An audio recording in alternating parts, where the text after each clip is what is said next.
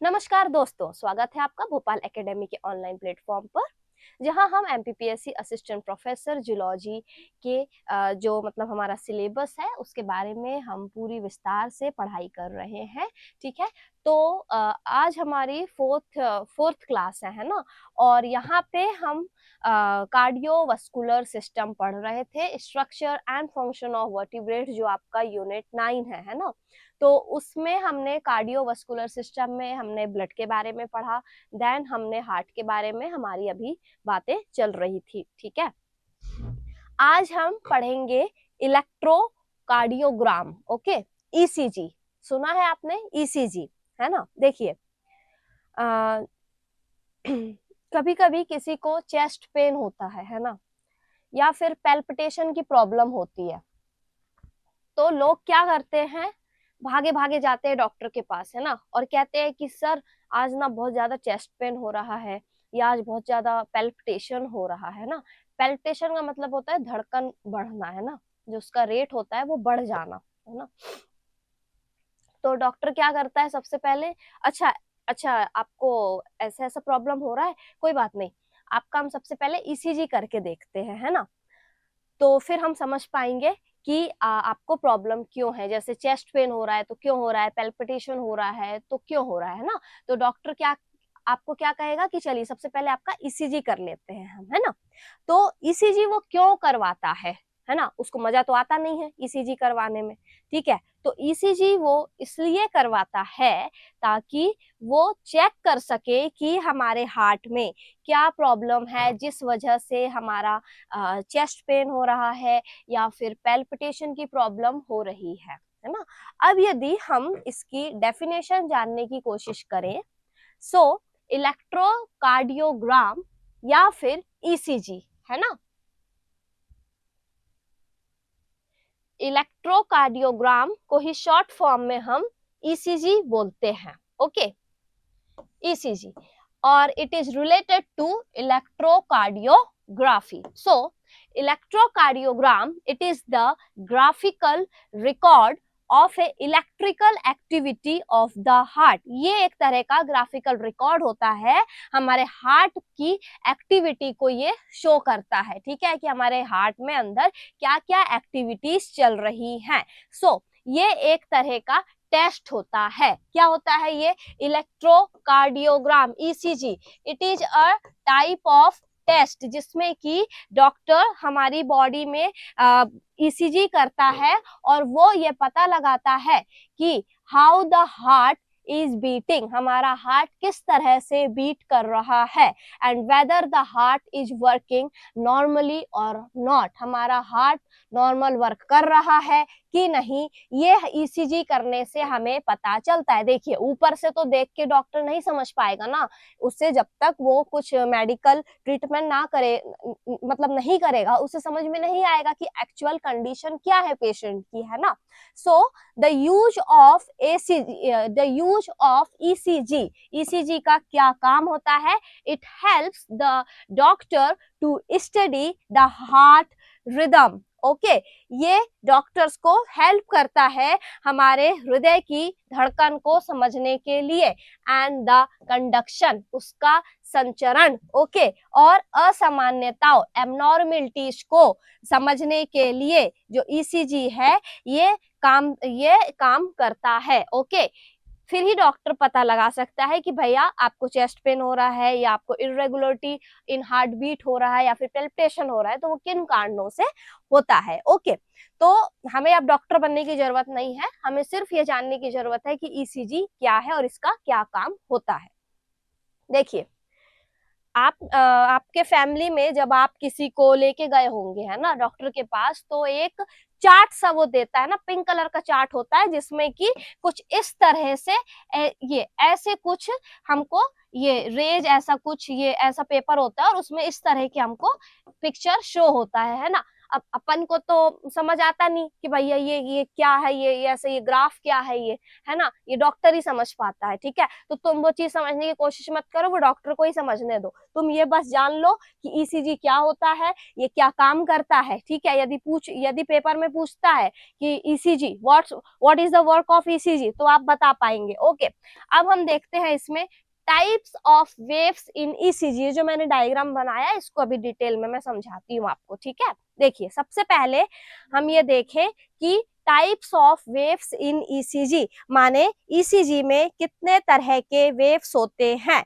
Okay, so basically ECG में 4 types of waves present होते हैं। P wave, Q wave, R wave, S wave and T wave. Okay, 5 types of wave present होते हैं, P, Q, R, S, T. Okay, ये 5 तरह के waves ECG में, मतलब वेव्स मतलब तरंगे। ओके, 5 तरह की तरंगे ईसीजी में पाई जाती है। सबसे पहले हम बात करेंगे पी वेव के बारे में। ओके, ये जो पी वेव है it represents atrial depolarisation. Okay, पहले मैं आपको बता देती हूँ सारे वेव्स के बारे में, फिर मैं आपको समझाती हूँ कि एट्रियल डीपोलराइजेशन क्या होता है, ठीक है। पहले हम शॉर्ट में जान लें कि what is the function of P wave, what does P waves do, वो है ना। चलिए, सबसे पहला है पी वेव। ओके, समझ में आया। इसमें क्या होता है कि electrical impulse spreads through atria. जो इलेक्ट्रिकल इम्पल्स होता है इट स्प्रेड्स थ्रू एट्रिया, है ना। Electrical impulse spreads through the atria. Okay, इसकी जो नॉर्मल ड्यूरेशन होगी it will be 0.08 to 0.1 second. Then दूसरा होगा QRS कॉम्प्लेक्स। QRS कॉम्प्लेक्स में it represents the ventricle depolarisation.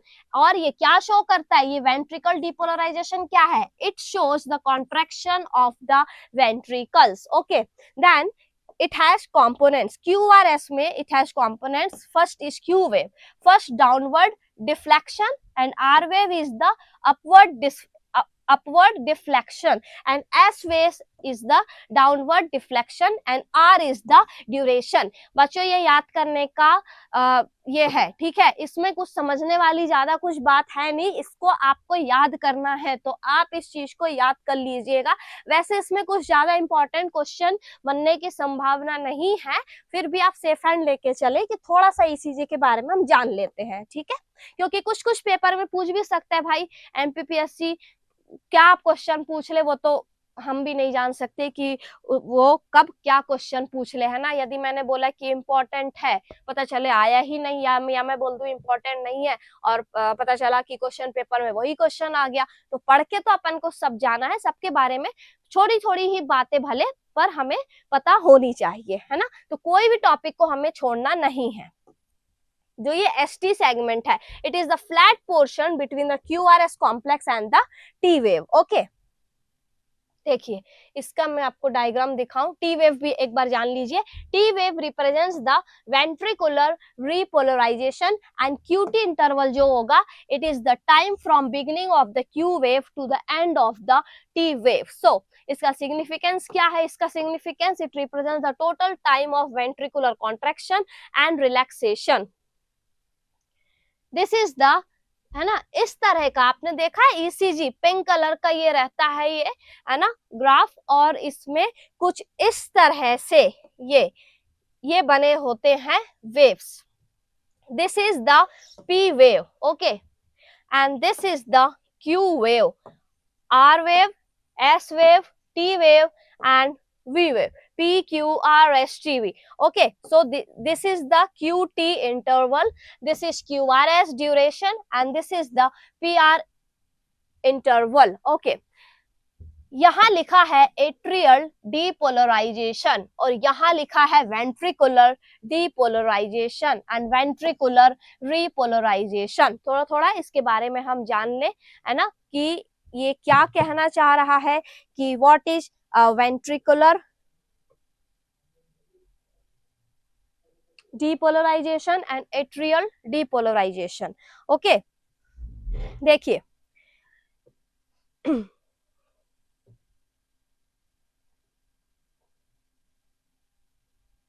सबसे पहले यदि हम एट्रियल डिपोलराइजेशन की बात करें, है ना, तो ये जो टर्म है it is related to the electrical activity of the heart. ये सारे ही terms electrical activity of the heart से कुछ रिलेटेड हैं।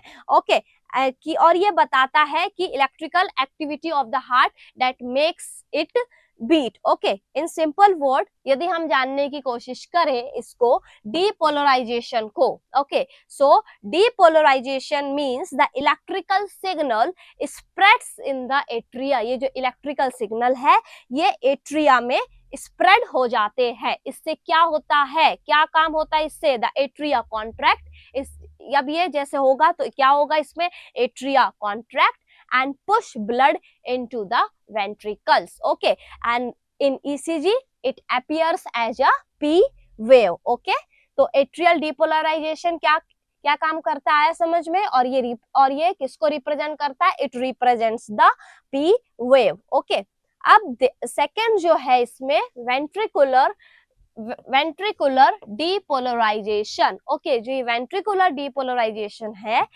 इसका मतलब ये होता है कि जो इलेक्ट्रिकल सिग्नल है it spreads in the ventricles. उसमें कहाँ स्प्रेड हो रहा था, एट्रिया में। ओके और इसमें कहाँ पे स्प्रेड होगा, वेंट्रिकल। आप वेंट्रिकुलर से वेंट्रिकल, एट्रियल से एट्रिया याद कर सकते हैं। ओके सो इसमें क्या होगा, it results in ventricles contract. उसमें एट्रिया हो रहे थे, इसमें ventricles contract and pump blood to the lungs and then the whole body. So in ECG में जो हम अभी बात कर रहे थे, ये जो वेंट्रिकुलर डीपोलराइजेशन है इसी को हम QRS कॉम्प्लेक्स बोलते हैं। ये जो वेंट्रिकुलर डीपोलराइजेशन आप देख रहे हैं this is QRS duration. Okay QRS complex. Okay so easy line में यदि हम देखें, इजी भाषा में यदि इजी लैंग्वेज में हम समझने की कोशिश करें वेंट्रिकुलर डीपोलराइजेशन को, so it is the electrical signal that makes the ventricle pump blood, है ना, पहले कॉन्ट्रैक्ट होता है एंड देन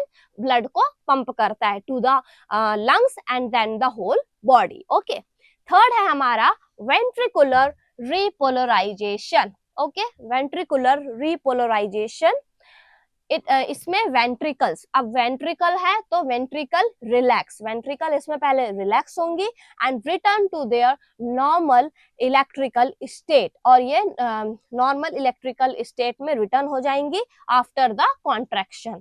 इसमें क्या होगा, the heart gets ready for the next beat. अब इसमें heart gets ready for the next beat. पूछ सकता है कि where the heart gets ready for the next beat, so it is ventricular repolarization and ventricular repolarization in ECG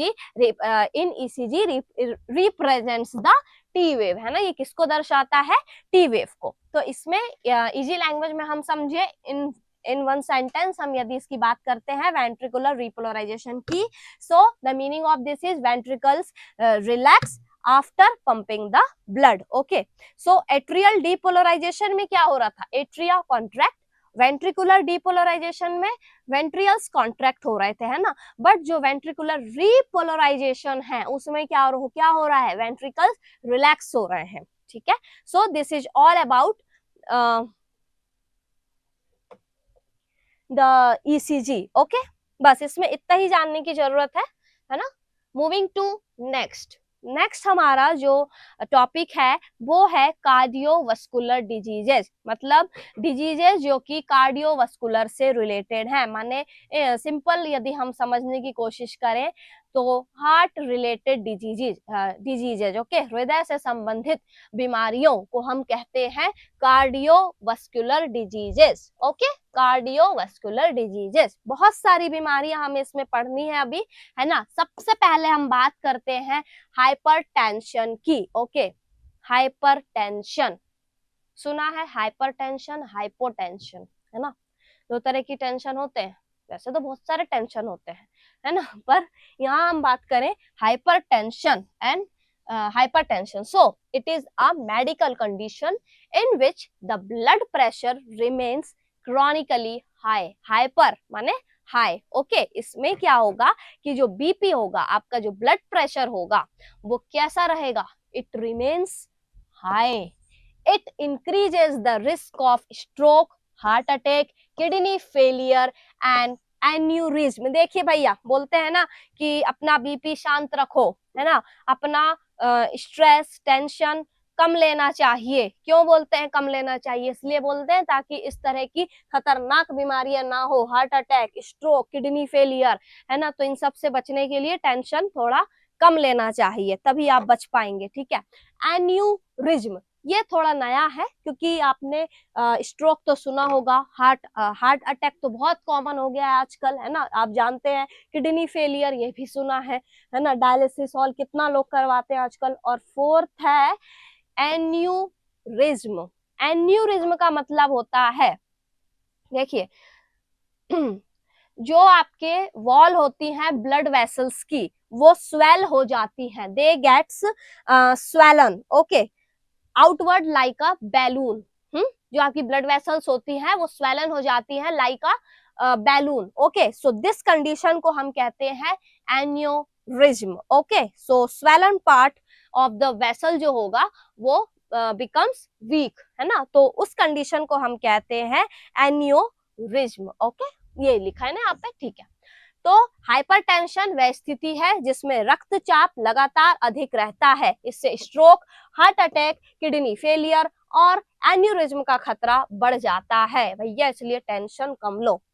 दूसरा है आर्ट्रियोस्क्लेरोसिस, okay, या फिर इसे एक और वर्ड में बोलते हैं एथेरोस्क्लेरोसिस, धमनियों का कठोर होना। Arteriosclerosis is the hardening and thickening of the arteries. It is the hardening, है ना, जो arteries है वो हार्ड हो जाती, कड़क हो जाती और थिक हो जाती, मोटी हो जाती है, ठीक है। ड्यू टू, किस लिए हो रही है? Due to the deposition of the plaque inside the atrial wall. अब इसमें ये बात जानने की बहुत जरूरत है कि व्हाट इज, अब ये समझ तो आ गया मैडम सेंटेंस, बट ये प्लेक क्या होता है? What is plaque? So plaque is a kind of fatty substance that sticks to the inner wall of the artery. ये एक तरह के fatty substance होते हैं, okay? It is a kind of fatty substances that stick to the wall of the arteries that makes them narrow and hard. जिससे कि arteries क्या, देखिए यहाँ चिपक जाएंगे ये, है ना। plaque माने any dust particles, है ना, डस्ट हो गया या फिर मैक्रोफेजेज हो गए, है ना, एक्यूमुलेशन ऑफ मैक्रोफेज हो गए, ठीक है। तो इन सब का वहां पे स्टिक हो जाना, ठीक है। तो वो क्या करेंगे? It leads to the narrow of the sticky deposit, जैसे कि फैट का जमा हो जाना, या फिर हम इसे और समझने की कोशिश करें, कोलेस्ट्रॉल का डिपोजिशन हो। अपन सुनते हैं ना कि कोलेस्ट्रॉल डिपॉजिट हो गया, है ना, काफी उसका तो बहुत ज्यादा हाई जो टेस्ट हुए तो उसमें बहुत हाई कोलेस्ट्रॉल बताया है डॉक्टर ने, है ना। तो क्या होता है, ये जो कोलेस्ट्रॉल्स होते हैं या फिर कैल्शियम रहेंगे या कुछ अदर सब्सटेंसेस, ये वॉल ऑफ द आर्टरीज में ये चिपक जाते हैं, जिससे कि उसको क्या करते हैं, वो हार्ड कर देते हैं। और वो कैसे हो जाएंगे? The wall of the arteries जो रहेंगी, इट गेट्स नैरो, ओके, ये नैरो हो जाएंगे, ठीक है। So this is the condition which is known as atherosclerosis, is the hardening and thickening of the arteries due to deposition of the plaque. Plaque का मतलब समझ में आ गया, ठीक है, कि due to deposition of the plaque ये सब आर्टरीज, ये सब क्या हो जाएंगे? थिक हो जाएंगे और हार्ड हो जाएंगे और नैरो हो जाएंगे, okay, due to the deposition of this substances. चलिए, ये दो तरह के हमने कार्डियोवास्कुलर डिजीजेस पढ़ लिया। थर्ड हम देखते हैं plaque. It is the inflammatory accumulation of macrophage lipids WBC inside the wall of the arteries, है ना। और जो अभी मैंने आपको चीजें बताई कि प्लेक में और क्या क्या डिपोजिशन हुआ, कैल्शियम का डिपोजिशन हो गया, है ना, या फिर कोलेस्ट्रॉल का डिपोजिशन, फैट का deposition, it all stands for plaque, okay. Fourth is circulatory shock, परिसंचरणीय shock. Circulatory shock is a serious condition which is caused by the inadequate blood circulation, मतलब पर्याप्त ब्लड सर्कुलेशन नहीं हो पाना। कहाँ पे? हमारी टिश्यूज में पर्याप्त ब्लड का सर्कुलेशन नहीं हो पाना, उस कंडीशन को हम कहेंगे, क्या कहेंगे उस कंडीशन को? Circulatory shock, okay. मतलब सर्कुलेटरी शॉक से आप याद कर सकते हैं कि प्रॉपर सर्कुलेशन नहीं होना, ओके। फिफ्थ है हमारा thrombus. Thrombus, it is a blood clot which is formed during the final stage of hemostasis. Hemostasis मैंने आपको पढ़ाया है, due to platelet aggregation and coagulation. ठीक है, and coagulation. So thrombus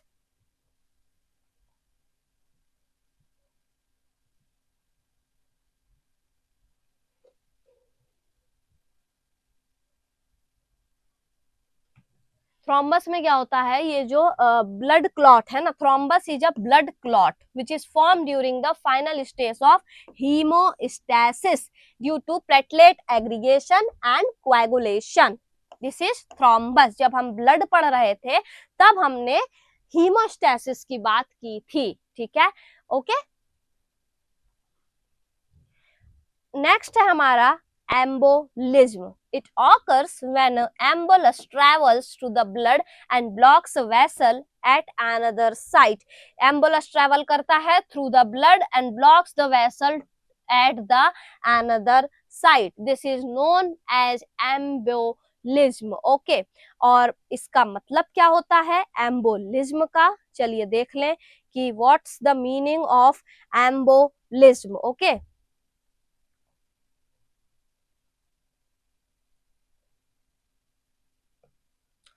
एम्बुलस भी एक तरह का पार्टिकल होगा, है ना, एक तरह का सब्सटेंस होगा जो कि ब्लॉक कर देगा ब्लड वेसल्स को.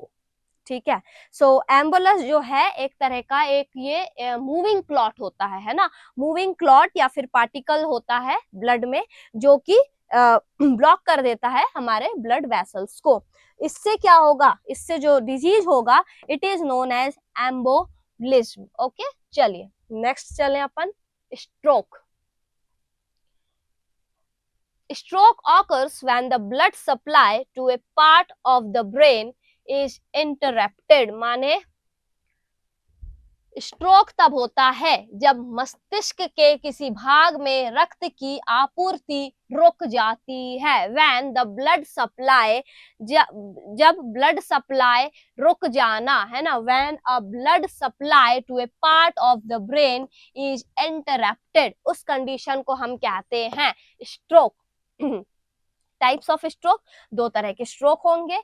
One is ischemic stroke. It occurs when the blood vessels supplying the brain is blocked, and another is hemorrhagic stroke. It occurs when blood vessels in the brain ruptures and causes the bleeding. So stroke is very common, important है, इसको आप देख लीजिएगा, है ना. Next important जो है हमारा, it is heart attack. It occurs when the blood and the oxygen supply to the heart muscle is blocked. जब ब्लड और ऑक्सीजन सप्लाई हमारे हार्ट मसल्स में रुक जाती है या ब्लॉक हो जाती है, usually due to the clot, clot के कारण, है ना, इन अ कोरोनरी आर्टरी. तो उससे क्या होता है, हार्ट अटैक होने की संभावना होती है. और यदि इसे सही समय में ट्रीट कर लिया गया तब तो भैया बच जाओगे, नहीं तो निपटना निश्चित है ना. सडन डेथ होती है इफ अनट्रीटेड. ठीक है, चलिए ये हमने हार्ट अटैक भी पढ़ लिया, स्ट्रोक पढ़ लिया, है ना. नेक्स्ट हम डिजीज पढ़ेंगे angina pectoris. Angina pectoris, okay, it is a chest pain, है ना. ये एक तरह का, मतलब जब हमें चेस्ट पेन होता है तो उसे हम एंजाइना पेक्टोरिस कहते हैं due to ischaemia, reduced blood supply to the heart muscles. जब हमारे हार्ट मसल्स को प्रॉपर सप्लाई नहीं हो पाता ब्लड का, उस कंडीशन में एंजाइना पेक्टोरिस होने की संभावना होती है. ओके, जिससे कि हमारे चेस्ट में पेन होता है. नेक्स्ट डिजीज है कोरोनरी बाईपास.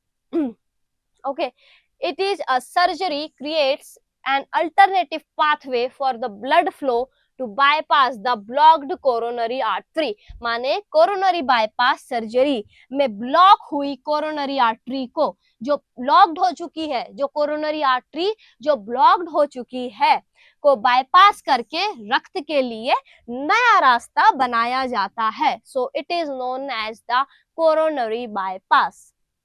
नेक्स्ट डिजीज है congestive heart failure, CHF।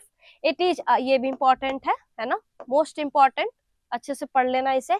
It is a condition in which the heart can not pump enough blood to meet the body need. ये एक तरह की कंडीशन होती है जिसमें कि हार्ट जो है वो प्रॉपर पंप नहीं कर पाता, है ना, प्रॉपर पंप नहीं कर पाता इनफ ब्लड को to meet the body need. जिस हिसाब से बॉडी की नीड होती है उस हिसाब से जो हार्ट होगा वो प्रॉपर पंप नहीं कर पाएगा इनफ ब्लड को। That condition is known as congestive heart failure. अब क्या होगा इससे? इससे it causes structural heart diseases and functional cardiac disorders। Okay, next देखें हम, लास्ट है हमारा disease aneurysm. Okay, it is a localized balloon like bulging of a blood vessel wall। Okay, aneurysm is a ये भी बैल्यून like bulging होता, balloon like bulking हो जाता है, जो मैंने आपको पहले भी बताया था, of the blood vessels. Okay, so common locations कहाँ पे होंगे? ब्रेन आर्टरीज में होंगे, है ना, सर्कल ऑफ विली में, एरोटा में। ओके, ये है इसका कॉमन लोकेशन जहाँ पे एन्यूरिज्म होने के चांसेस होते हैं। तो इसमें बैलून लाइक बल्किंग हो जाती है ब्लड वेसल वॉल की। ओके, वेसल्स की बैलून लाइक वो फूल जाते हैं। ओके, टाइप्स दो तरह के होंगे, one is saccular aneurysm and second is the fusiform aneurysm. इसमें यही आप जान लें कि what is aneurysm. Okay, so it is a balloon like bulging of a blood vessel wall. Okay, तो यहाँ पे कार्डियोवास्कुलर डिजीजेस जो हैं, टाइप्स ऑफ कार्डियोवास्कुलर डिजीजेस, है ना, ये हमारा यहाँ पे समाप्त होता है। और आई होप सो कि जो हार्ट है, जो हम कार्डियोवास्कुलर सिस्टम जो पढ़ रहे थे, यहाँ पे हमारा फिनिश हो चुका है ना। तो एक क्विक रिकैप देख लें हम कि हमने जो हमारी यूनिट थी structure and function of vertebrates, तो हमने उसमें क्या क्या देखा था, है ना। So we have seen their blood and circulation, हमने ब्लड के बारे में पढ़ा। Then we have talked about RBCs, haemoglobin, मतलब WBCs, है ना। फिर हमने प्लेटलेट्स के बारे में इसमें जाना। ओके, फिर हमने इसमें पढ़ा हीमोस्टेसिस। हीमोस्टेसिस के बाद हमने कुछ ब्लड क्लॉटिंग कैस्केड पढ़े थे। Then we have talked about anticoagulants, then we have talked about haematopoiesis. Okay, blood volume के बारे में हमने पढ़ा, जिसमें कि हमने देखा था it consist of two main parts, plasma and formed elements. फिर हमने पढ़ा about blood group. Okay, importance of blood group हमने देखा, उसमें कुछ ब्लड डिसऑर्डर्स पढ़े थे जैसे कि anaemia, sickle cell disease, polycythaemia, leukaemia. Okay, then we have move to cardiovascular system, और जिसमें कि हमने हार्ट के बारे में पढ़ा, लेयर्स ऑफ हार्ट पढ़ी, myocardium, pericardium, epicardium, heart chambers पढ़े, कितने तरह के चैम्बर्स पाए जाते हैं ह्यूमन हार्ट में, मैमेलियंस में। ओके, सर्कुलेशन ऑफ ब्लड पढ़ा, किस तरह से सर्कुलेशन ऑफ ब्लड होता है हमारे हार्ट में, जिसमें हमने आर्टरीज, आर्ट्रियोल्स, वेन्स, वेन्यूल्स के बारे में जाना, कैपिलरीज के बारे में जाना, कितने तरह की कैपिलरीज होती है उसके बारे में हमने यहाँ पे चर्चा की थी। फिर हमने कार्डियोवास्कुलर पाथवे के बारे में पढ़ा था कि जो ब्लड सर्कुलेशन होता है वो दो तरह से होता है, एक पल्मोनरी होगा and the second is the systematic, है ना। फिर हमने parts of the human heart पढ़ा था कि aorta, superior vena cava, inferior vena cava, coronary arteries. Okay, origin की कहाँ से कोरोनरी आर्टरीज का उत्पन्न हुए थे कोरोनरीज आर्टरीज, है ना, ओरिजिन कहाँ से हुआ था। Then we have talked about hepatic veins. फिर हमने बात की थी कार्डियक साइकिल के बारे में, है ना, हृदय चक्र, हार्ट रेट के बारे में हमने देखा, पल्स रेट के बारे में हमने देखा था। फिर हमने डायग्राम से समझने की कोशिश की थी, आपको मैंने समझाया था कि हार्ट का इंटरनल स्ट्रक्चर कैसा दिखाई देता है। स्ट्रक्चर ऑफ मेमेलियन हार्ट पढ़ा था, जिसमें कि हमने pulmonary artery, pulmonary veins, left atrium, left ventricle, aorta, है ना, वॉल्स, इन सब के बारे में बात की थी, और किस तरह से फ्लो ऑफ ब्लड होता है हार्ट में उसके बारे में हमने जाना था। Then we have talked about the phases of cardiac cycle, है ना, फिर हमने देखा था ब्लड प्रेशर में कि what is the systolic pressure, what is the diastolic pressure, okay 120/80 जो मैंने आपको बताया था, है ना। Then we have talked about the difference between the systolic and diastolic. फिर हमने देखा था कि हार्ट साउंड के बारे में, दो तरह का हार्ट साउंड होता है, लब एंड डब, ओके। फिर हमने ऐसे नोड, एवी नोड और एवी बंडल और परकिंजे फाइबर्स के बारे में हमने बात की थी, है ना। और आज हमने अपना जो हार्ट का ये चैप्टर है हमारा कार्डियोवास्कुलर सिस्टम, वो हमने यहाँ पे ओवर कर दिया है। आज हमने ईसीजी के बारे में देखा, ठीक है, और कुछ कार्डियोवास्कुलर डिजीजेस देखे थे उससे रिलेटेड, ठीक है। चलिए, तो यहाँ पे हमारा पूरा ब्लड और हार्ट जो है आपका, ये जो structure and function of vertebrates के यूनिट में, तो दो सब टॉपिक्स है ना, हार्ट और ब्लड, हमने कंप्लीट कर लिया है। अब हम नेक्स्ट क्लासेस में आपसे मिलते हैं, ठीक है। सो भोपाल एकेडमी के ऑनलाइन क्लासेस में बने रहने के लिए हमारे भोपाल एकेडमी के एप्लीकेशन को आप डाउनलोड कर सकते हैं, और या फिर आप भोपाल एकेडमी के कांटेक्ट नंबर पे भी आप कांटेक्ट कर सकते हैं। Thank you.